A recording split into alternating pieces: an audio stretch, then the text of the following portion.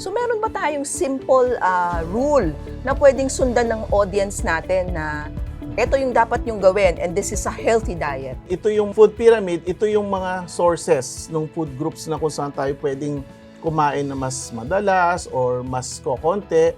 Ngayon, in terms of portion, gaano karami? Kasi kahit naman may food pyramid, hindi naman pwedeng kainin lahat yon.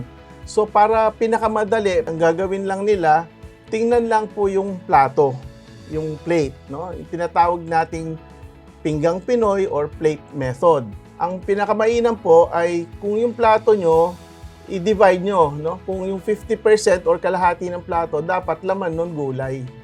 Mostly gulay yung sources. Then yung another 1/4, dun po yung source ng protein, yung ulam. And then yung 1/4, yun po yung source ng carbohydrate. Carbohydrate, syempre dito mas mahilig tayo sa kanin. Pwede rin po kasing substitute doon bread o kaya pasta. So para madaling maintindihan ng ating mga tao or mga pasyente, yun ang piniprescribe namin. So ang importante is to understand na 1/2 ng plato should be vegetables and partly fruits. Tama po ba? Kasi you also need vitamins and minerals from the fruits. Tama po.